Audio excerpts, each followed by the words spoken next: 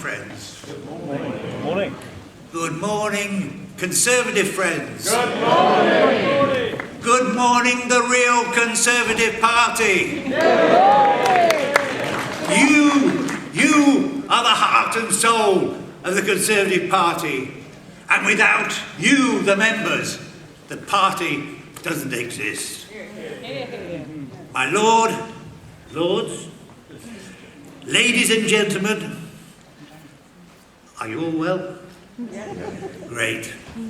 Have you read the packs on Conservative reform with your documents? Oh, great. Not much more for me to say then.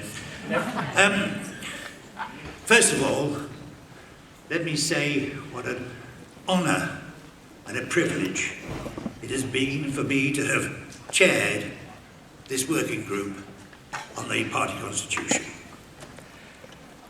And to have the opportunity to present to you these essential reforms for creating a democratic Conservative Party. May I thank all the members of the working group for their contribution to these reforms, and I hope you will join me in thanking them as well.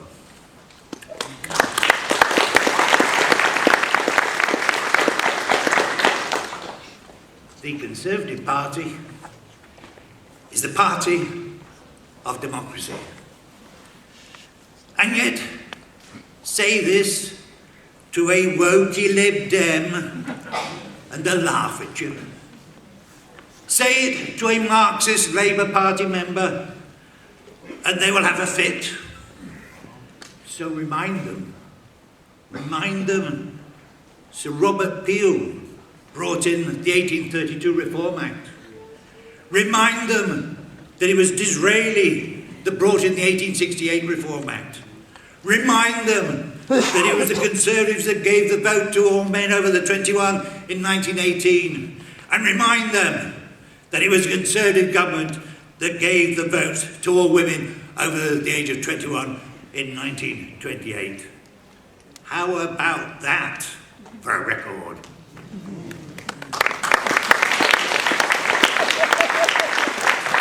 Be proud of our achievements.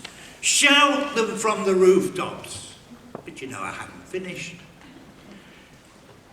As a party, we limited the amount that a candidate could give to his association in the early 1950s so that wealthy people could no longer buy their seats.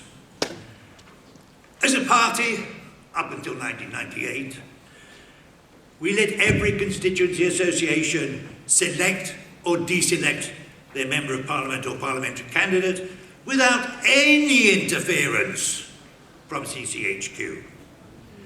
As a party, for the first time as a national party, we allowed the people of Northern Ireland to join a national Conservative Party. And some of those members are here today, and so welcome they are.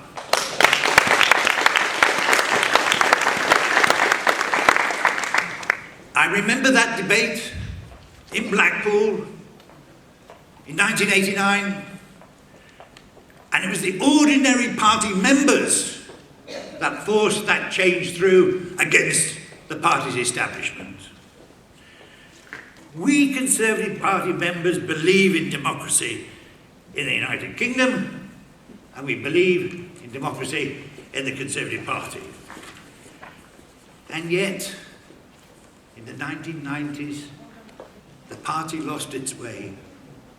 And this culminated in a catastrophic defeat by Labour in the general election of 1997.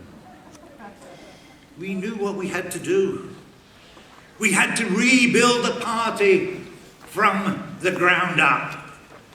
We had to reverse the decline in membership. And we looked to a new constitution to help us in that endeavour. And I remember the party conference of 1997, standing on the platform in Blackpool and saying that the 1922 committee had to stop acting like the town council of Jurassic Park. Wishful thinking, it was on my part. It didn't happen. The new constitution of the 1922 committee kept the rules of the leadership election completely in their own hands, so that they could manipulate the nomination process. They could have a succession of votes so that wheeler dealing could take place between each round of voting. They gave only 2 candidates to the membership to vote for. And if there's only one candidate, the party board could ask for a confirmatory vote. And it was only ever done once, and that was in 1998 for William Hague. Michael Howard, Theresa May, Rishi Sunak sailed into the leadership without the members having any say whatsoever. Hardly a fair process. Actually, it stinks. Yeah. Yeah.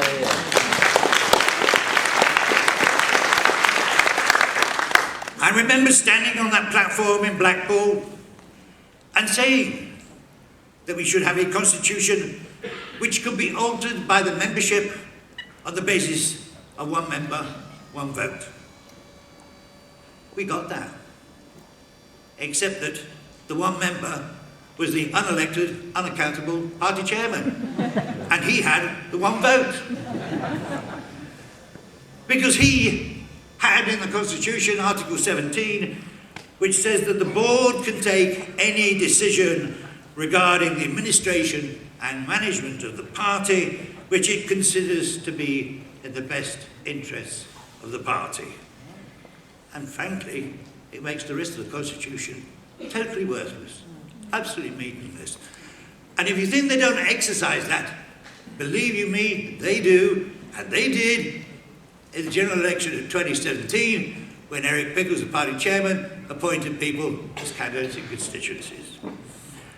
So, ladies and gentlemen, I put these essential reforms before you for your approval, and I will present each reform in turn, and if anyone wishes to speak on the proposals or ask any questions, I will call them before taking a vote. That is democracy.